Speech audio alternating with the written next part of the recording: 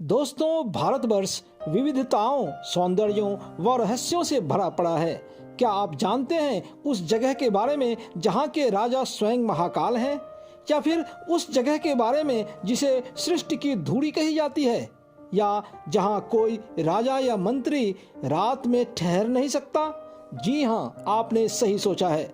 मैं महाकाल की नगरी उज्जैन के बारे में ही बात कर रहा हूँ। अति पावन मोक्षदायिनी सप्तपुरियों में से एक अवंतिका यानी कि आज का उज्जैन विश्व की प्राचीनतम नगरों में से एक है। यहाँ शिव शंकर महाकालेश्वर ज्योतिर्लिंग के रूप में स्थापित हैं।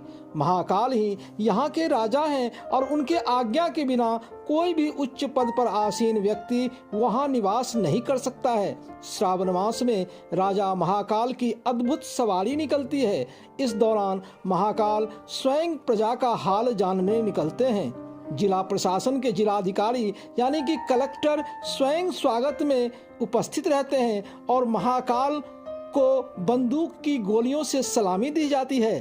तो आइए रहस्यों से भरी इस अवंतिकापुरी अथवा उज्जैन नगरी के बारे में जानते हैं।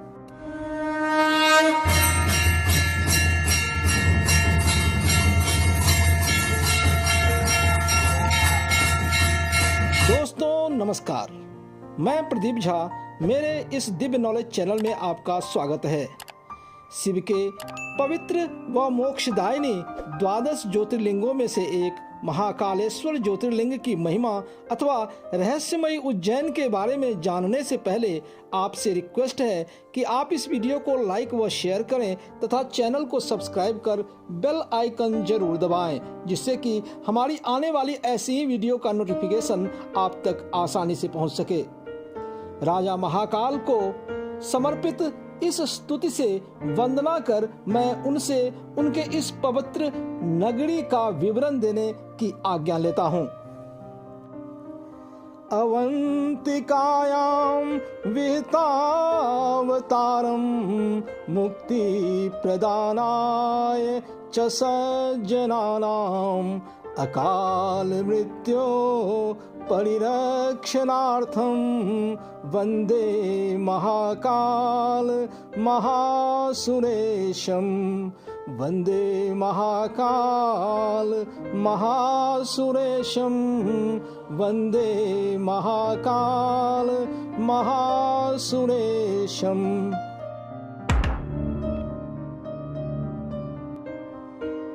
भगवान शिव के महाकालेश्वर ज्योतिर्लिंग की कथा अनुपम और अलौकिक है। भूत, वर्तमान और भविष्य के नियंता कालों के काल महाकाल शिव के 12 ज्योतिर्लिंगों में से एक है। गणना के हिसाब से भारतवर्ष के मध्य प्रदेश राज्य के उज्जैन में पुण्य सलिला क्षिप्रा नदी के तट पर विराजमान महाकालेश्वर ज्योतिर्लिंग को तीसरा स्थान प्राप्त है, परंतु प्रभाव के दृष्टि से देखा जाए तो इनका स्थान प्रथम है। भक्तवत्सल बाबा भोलेनाथ औढ़दानी हैं। मन से किए गए उनके स्मरण मात्र से महादेव प्रसन्न होकर हमारी सारी मनोकामनाएं पूरी करते हैं। इस ज्योतिर्लिंग के स्थापना के बारे में वैसे तो कई कहानियां प्रचलित है, पर शिव पुराण के कोटि रुद्र संहिता के 16वें अध्याय में वर्णित कथा के अनुसार प्राचीन समय में अवंतिकापुर नामक नगरी, जो आज उज्जैन या उज्जैनी के नाम से जाना जाता है, में एक बहुत ही ज्ञानी एवं शिव भक्त वेद प्रिय नाम के ब्राह्मण रहा करते थे। उसके 4 पुत्र थे। वह ब्राह्मण हर दिन एक पार्थिव शिवलिंग का निर्माण कर विधि पूर्वक उसकी पूजा करता था। वहीं रत्नमाल पर्वत पर दूषण नामक एक अति क्रूर दानव रहता था। ब्रह्मा जी के वरदान पाकर और अहंकार के मद में चूर होकर वह राक्षस धार्मिक प्रवृत्ति के व्यक्तियों पर अत्याचार करता था। उसके इस वर्ताव के कारण चारों ओर त्राहि त्राहि मची थी। वेद प्रिय भी इससे प्रभावित हुए, फिर भी वे और उन जैसे धर्मपरायण ब्राह्मण अपनी पूजा पद्धति शिव भक्ति में पूर्णतः लीन रहे। परंतु दूषण राक्षस के अत्याचार से तंग आकर शिव भक्तों ने भगवान को रक्षा के लिए पुकारा। भगवान शिव उसी समय धरती फाड़ कर प्रकट हुए और अपनी एक ही हुंकार से दूषण राक्षस को भस्म कर दिया। इससे खुश होकर भक्तों ने भगवान की स्तुति की और उन्हें वहीं वास करने का आग्रह किया। भोलेनाथ अति कृपालु हैं, वे भक्तों के आग्रह को ठुकरा न सके और वहीं ज्योतिर्लिंग के रूप में स्थापित हो गए, जो महाकालेश्वर ज्योतिर्लिंग के रूप में जाना जाता है।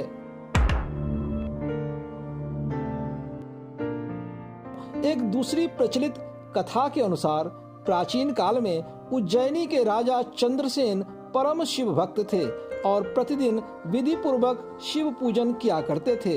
एक दिन श्रीकर नाम का एक गोपालक अपनी मां के साथ वहां से गुजर रहा था।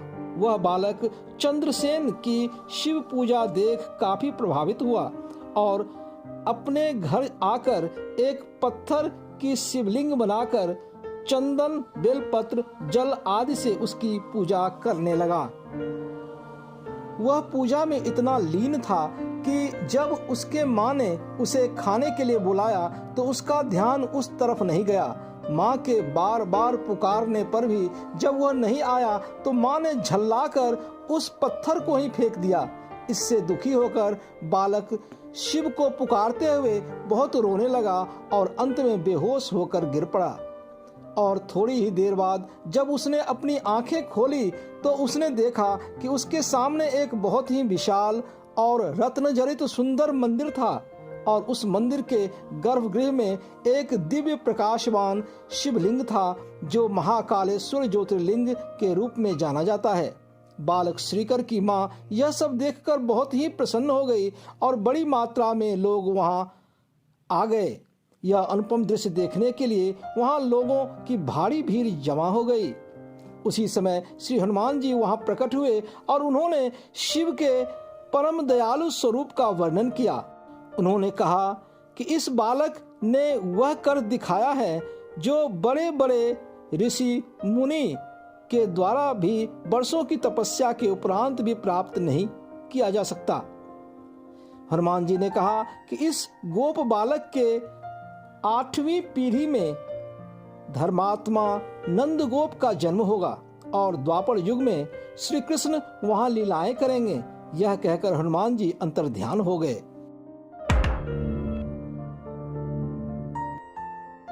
सदियों से उज्जैन हिंदू, जैन और बौद्ध धर्म के आस्था का केंद्र रहा है। स्कंद पुराण में इसे मंगल गृह कहा गया है, जबकि अग्नि पुराण में इस शहर को मोक्षदायिनी कहा गया है। माना जाता है कि महाकाल मंदिर का निर्माण 6ठी सदी में किया गया, परंतु 12वीं से 18वीं सदी के बीच विदेशी मुस्लिम आक्रमणकारियों ने मंदिर, शिवलिंग व हिंदू परंपराओं और मान्यताओं को बार बार खंडित किया। 1728 में मराठों ने मालवा पर आक्रमण कर अपना आधिपत्य जमा लिया और उज्जैन को अपनी राजधानी बना लिया। मराठों ने पुरानी हिंदू परंपरा व व्यवस्था को पुनः स्थापित किया और महाकालेश्वर ज्योतिर्लिंग की पुनः स्थापना कर भव्य और दिव्य मंदिर का निर्माण करवाया। साथ ही क्षिप्रा नदी के तट पर सिंहस्थ पर्व कुंभ मेला स्नान की पूरी व्यवस्था भी की गई। इस वर्तमान मंदिर का निर्माण राजा भोज ने करवाया था।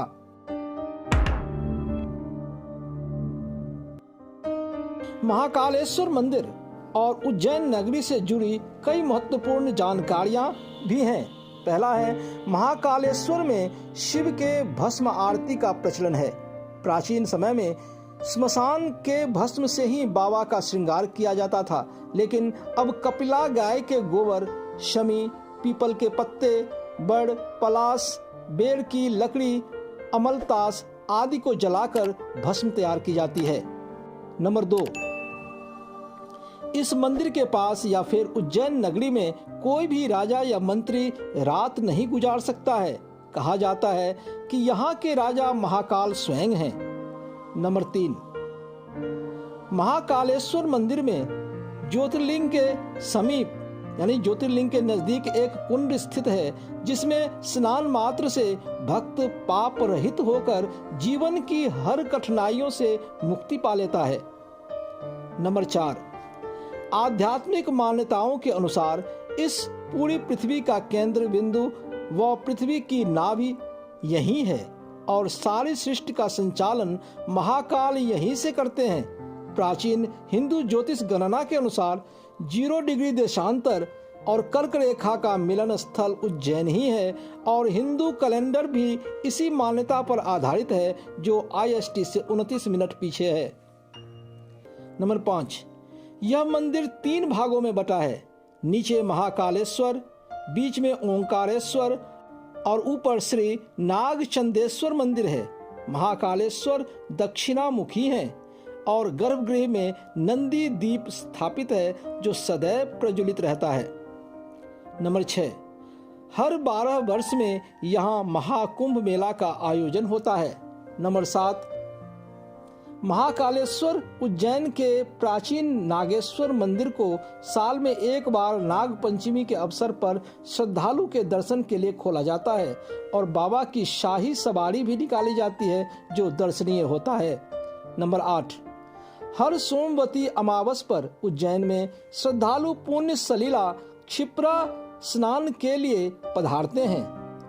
फाल्गुन से लेकर नवरात्रि महोत्सव तक महाकालेश्वर मंदिर के विशेष दर्शन, पूजन व रुद्राभिषेक किया जाता है।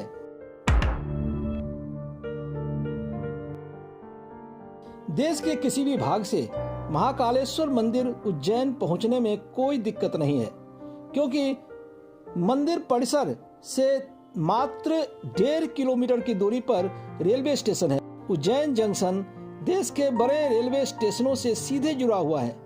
मंदिर परिसर से लगभग 3 किलोमीटर की दूरी पर बस स्टैंड है जो देश के लगभग सभी मुख्य क्षेत्रों से जुड़ा है। इसके अलावा मंदिर से लगभग 57 किलोमीटर की दूरी पर देवी अहिल्याबाई इंटरनेशनल एयरपोर्ट है। इस प्रकार काल को वश में रखने वाले महाकाल और मृत्यु पर विजय प्राप्त करने वाले मृत्युंजय महादेव के दर्शन हेतु हजारों लाखों की संख्या में श्रद्धालु वहां पहुंचकर अपने जीवन को धन्य बना लेते हैं।